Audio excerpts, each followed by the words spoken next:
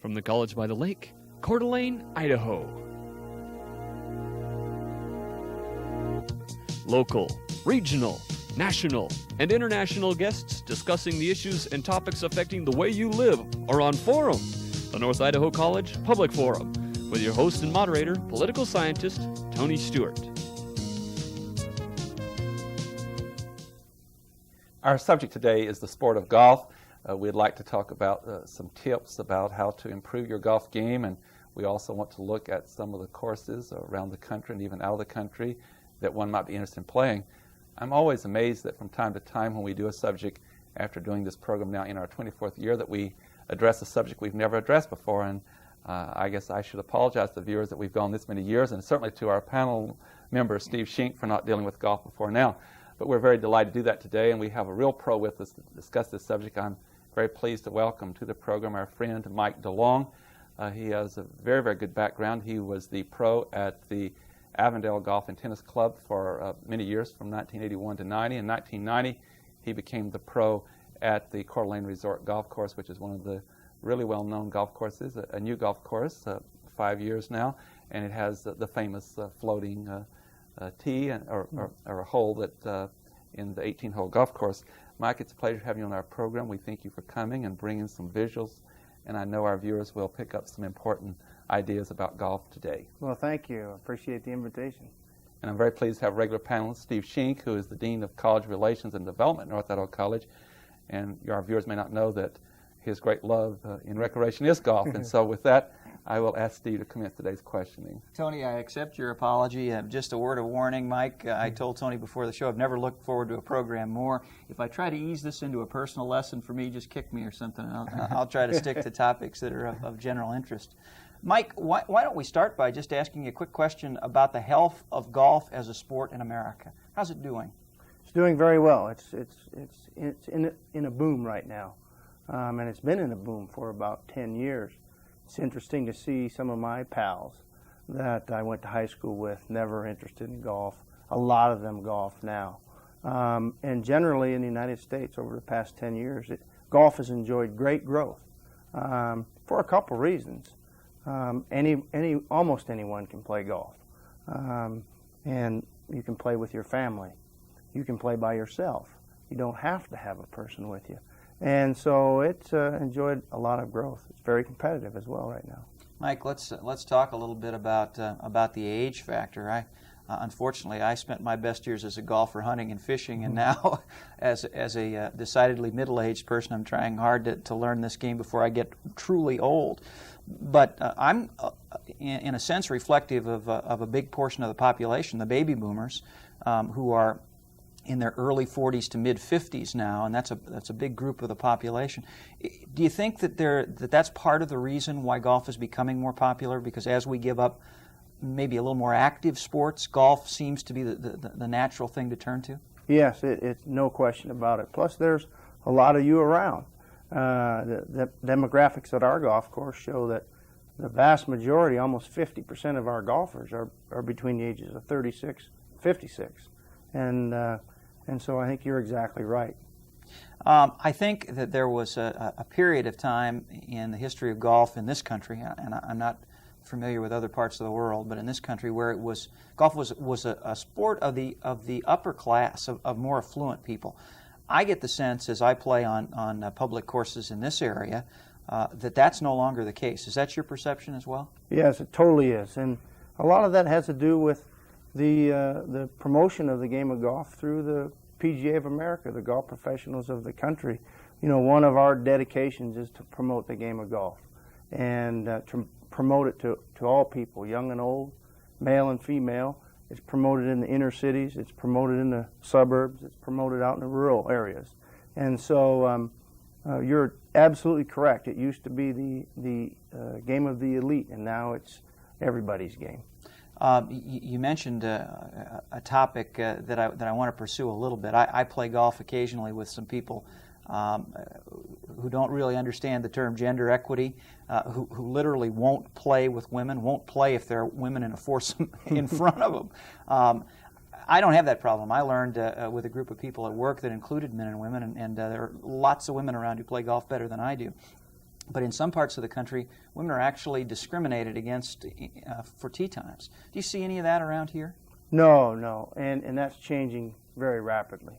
You know, I come from a family with a sister that beat me at golf all the time. So, you know, women are being accepted much more with open arms now in the game of golf. And quite honestly, the women make a lot of the decisions in a family, where to go on their vacation and things like that. There are some golf courses, some of the traditional ones in the East mostly, that discourage women or discriminate against women for tee times, but that isn't going to last much longer. One of the issues, and this may be mistakenly a part of the discrimination that you see in some places. One of the issues on golf courses today is the length of time that it takes to play. Slow play, you hear it talked about on television. Certainly it's an issue on the golf course if you have to stand around long. What are you able to do as a golf pro to affect that problem and to try to make tee times flow more smoothly? Well, there's a lot of things you can do. First of all, you need to understand that slow play has nothing to do with gender, and it has nothing to do with ability. It has everything to do with education. And so what we as golf professionals try to do is educate our golfers as to the causes of slow play and how you can overcome those things.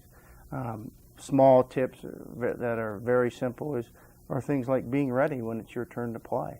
Golf is a game of concentration, and there's a lot of concentration to be done before you hit your shot. But it doesn't have to be done on what I'll call the other person's time. It can be done on your own time while someone else is hitting. The placement of your golf bag when you approach a certain green, to place it in a proper spot towards the next tee. There's tons and tons of things that can be done to help slow play. And at our golf course, we're fortunate enough to have a caddy program. And the caddies act as a personal tour guide and help the golfers with their clubs and help them in the sand and take them from one green to the next tee. So we've got a built-in checkpoint at our golf course. A lot of golf courses, most golf courses don't have that, and need to even work harder on educating their golfers. Tony, if you let me have one more question, that leads into something that I think is interesting. Most of us sort of back into sports. We may not get the best training or preparation. Why don't you take us through what would be your recommended sort of startup procedure for a beginner? If you were giving somebody advice, if they had a son or a daughter, or just maybe they were an adult and wanted to pick up the game, how should they go about starting the sport? Well, it's really pretty easy. It's a very affordable game. The best way to start, regardless of your age, in my opinion, is to go seek a PGA accredited golf professional, either at a driving range or at a public facility if you're not a member of a private facility, and talk to them a little bit about how to get started in the game. For juniors, it's even easier because almost every golf club has a great junior program with maybe up to 100 kids through the summer. The key is to get involved with somebody that knows what they're talking about. And the PGA golf professional will be able to help you out, because part of our schooling is to promote golf, certainly to learn how to teach golf. And so step one is to go see your local PGA professional. And what they're going to tell you probably is, let's get started with some lessons. And they don't have to be individual private lessons. They can be in groups. They don't have to be every day. They can be every other week, depending on the student. You know, it does take a little bit of time, but that's the way to get started. Now let's, and I'm going to follow up just in this area quickly, Tony. What about clubs? You said it doesn't have to be an expensive sport, and I think that's very true. Would you suggest that somebody new to the game start out by renting golf clubs to play a few rounds, or should they invest in an inexpensive starter set of clubs, or maybe even used clubs? I think in the very beginning, it's best to rent. Usually, if you're a beginner and you go for some golf lessons, the clubs will be provided for you if you don't have clubs. And you're really not ready to go out on the golf course and play golf until you've had a couple lessons anyway. So I think borrow clubs, rent clubs, I would not make an investment in golf clubs until I was sure that it was something that, number one, I was going to enjoy, and number two, that I had time to do. Good advice. And then I would go ahead and make that investment. My question's along a similar line. I know in snow skiing or downhill snow skiing, the different ski areas around the world have different levels of difficulty, and beginners or intermediate skiers or advanced skiers take all that into consideration. What advice do you have if we break this into three categories: beginners, and again, I don't know the golf language, but intermediate, those would be the kind of in the intermediate level, and then advanced or pros. What kind of recommendation do you have, not only with what you were talking about concerning as you start out, can one be discouraged by having the wrong course? It's very difficult. In other words, my long question is, what kind of recommendation do you have for these different levels of abilities? Well, certainly in starting with beginners. After you get comfortable, you get a few lessons, and you get some rented clubs or borrowed clubs, and you can hit the ball and get the ball going up in the air. You really want to go play golf, and you can be discouraged very quickly if you go to a long, difficult championship quality or caliber golf course.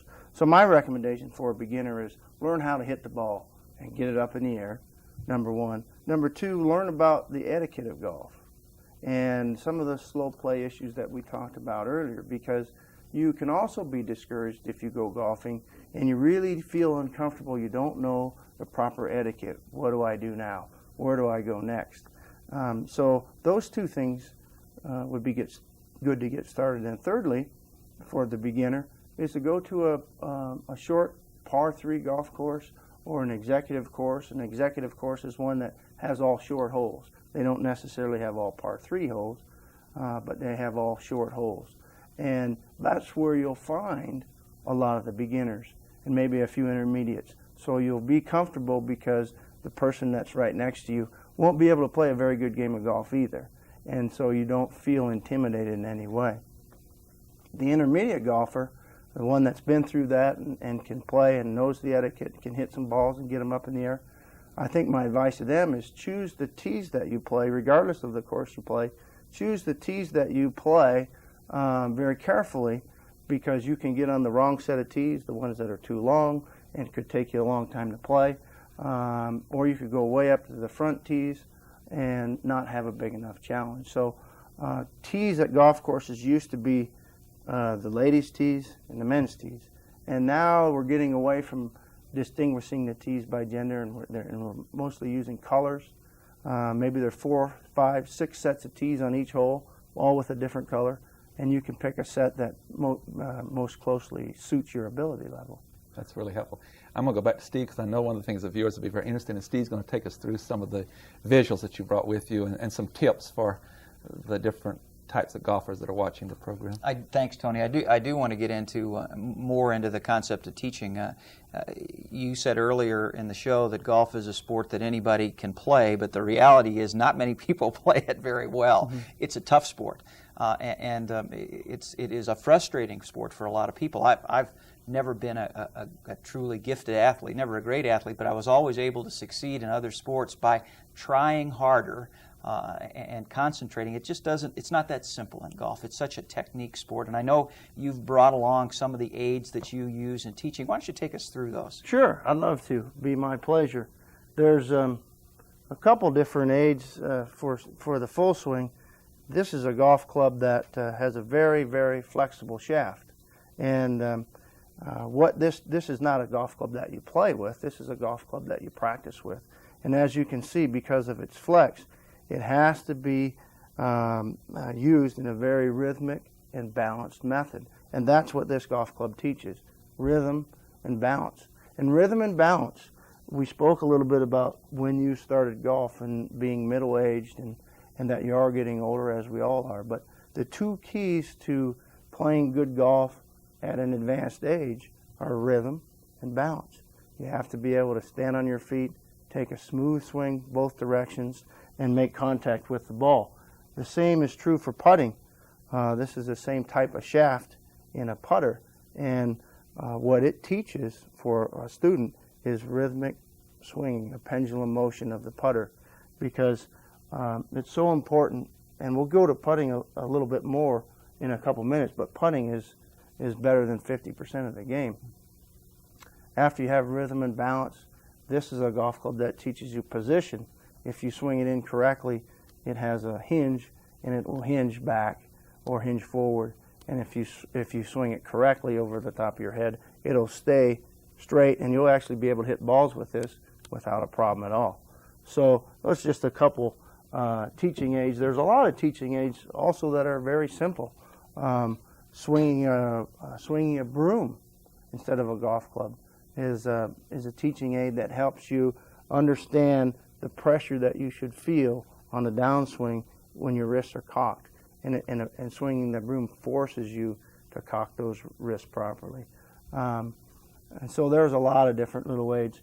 This is nothing but a very simple little mirror, and we use this in putting.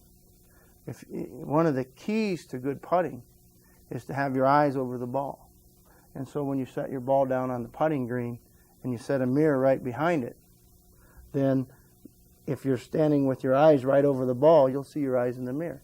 Very simple. Anybody can do it, but it's very effective. Here's another little aid here, a golf ball. Just took a black magic marker, put an arrow on it.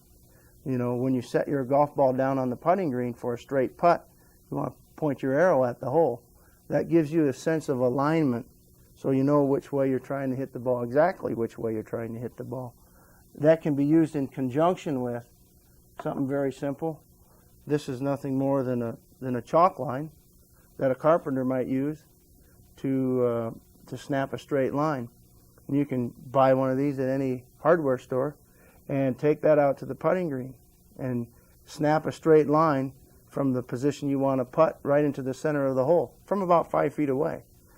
What you're trying to determine here is if you're having trouble putting, is it because you don't have the ability to see the line, or is it because you have a poor stroke without rhythm? The putter will help you with your stroke. The chalk line would help you with your ability to visualize that line that you do need to putt on. Mike, while we're on the subject of lessons, one of the topics that I wanted to explore in our time here today was the various jobs of a golf professional, and I'm going to ask you to step outside of your current role now. You're the head professional at a large, well-known resort course with a number of other professionals and a big staff, but it wasn't always that way for you. How big a part of the normal head professional's job is teaching day to day, teaching as a pro? Well, it's a huge part. It's where in my opinion at least, where the health of the game is developed by the promotion of golf through teaching. And so a normal golf professional, a normal head professional in this area would probably teach in the summertime 40 or 50 hours a week, in addition to running the golf course and playing golf himself or herself. And it's a huge part of the job. It's also where you as a golf professional can build credibility as a professional through your teaching and through your playing of the game. So it's a big part of the golf professional's job. You know, when you start out golfing, and if you truly love the game as I do, there's a period you go through where you think, boy, that would be the ideal job. Nothing I'd love better than to be on the golf course and make a living at it. After a while, when you become a little more realistic about what goes on there, you recognize how tough a job it is. Could you tell us briefly just what the various parts of a golf professional's job is, and give us some idea during the season? And we're in a seasonal part of the world. We don't play golf here 12 months out of the year. How many hours a week do you work, and what are the various jobs you have to perform?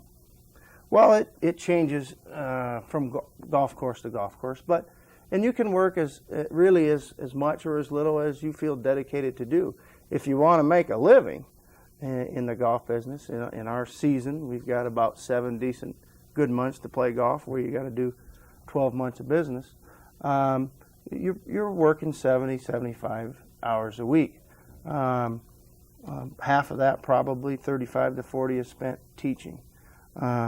Another quarter of that might be spent in the operation of either local tournaments, or the men's and the ladies clubs at your facility, organizing, running their events. Most golf professionals have some responsibility in the food and beverage operation at the golf course.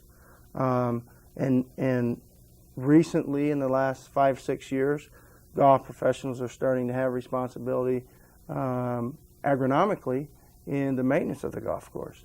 It's nice to have a well-rounded education in all those facets of the operation, so that you can have your hand in everything at the golf course, so that you can, let's face it, when a golfer comes to a golf course, they want to speak to the golf professional, regardless of their question, whether it's a question as to the quality of their hamburger, or whether it's a question about their golf game, or whether it's a question about the greens that have just been aerified.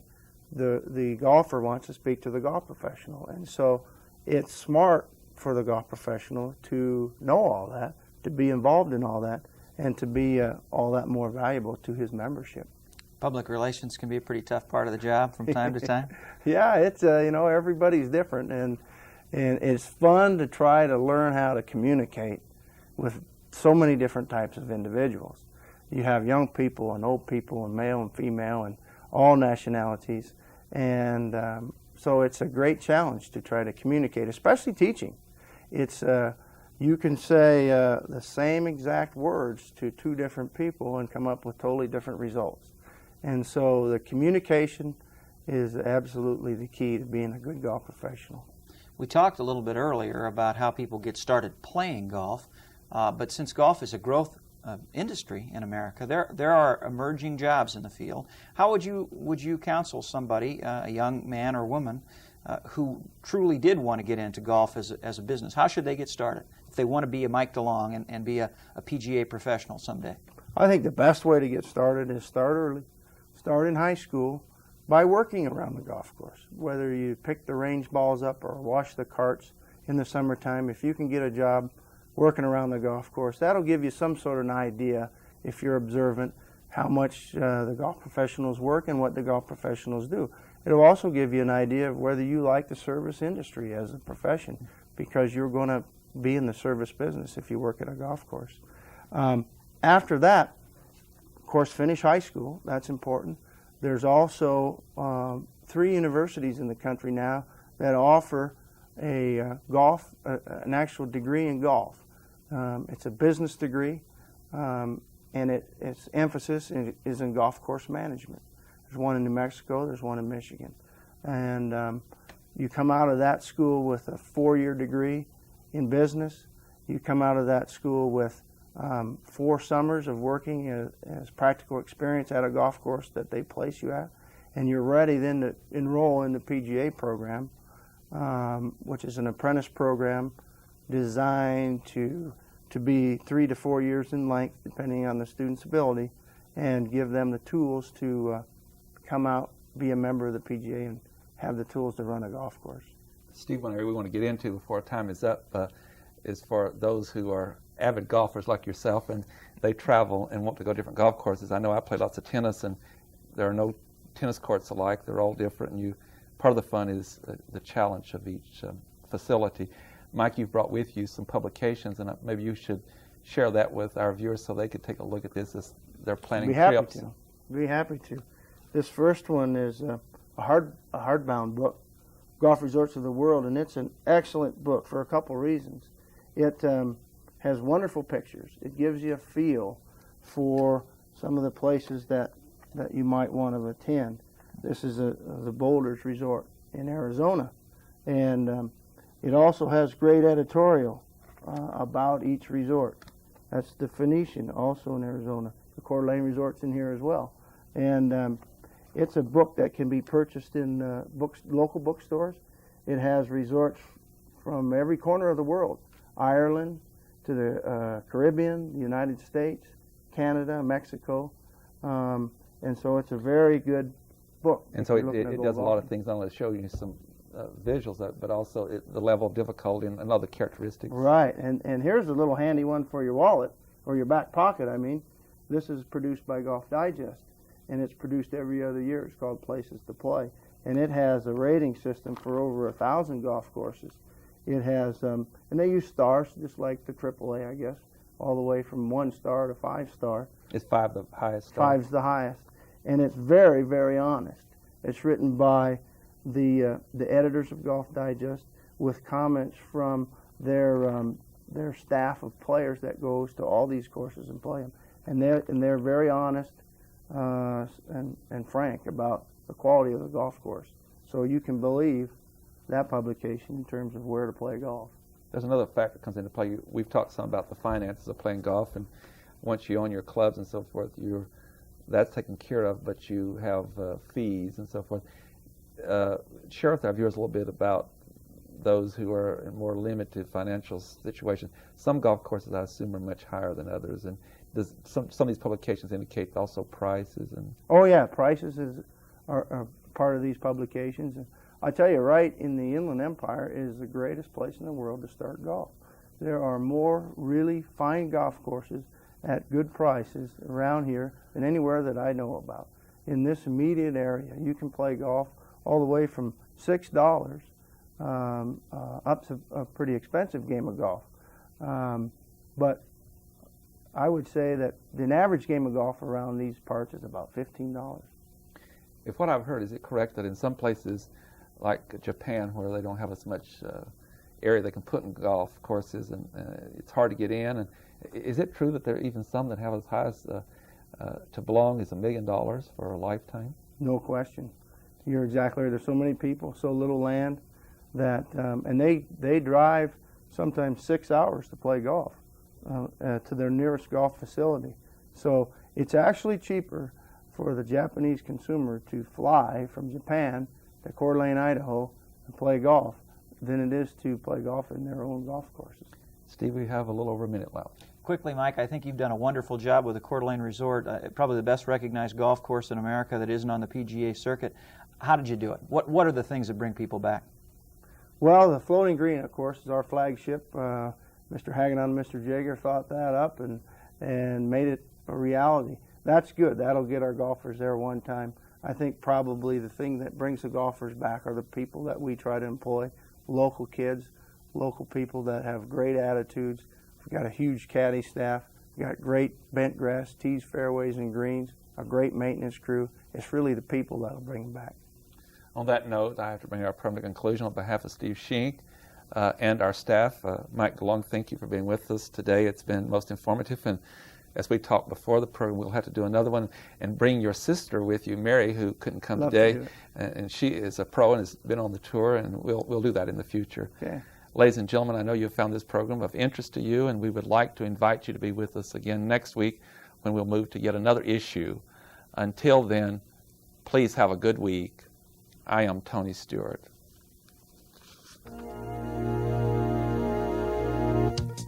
The North Idaho College Public Forum was videotaped live from the studios of Instructional Technology on the campus of North Idaho College for viewing at this more appropriate time.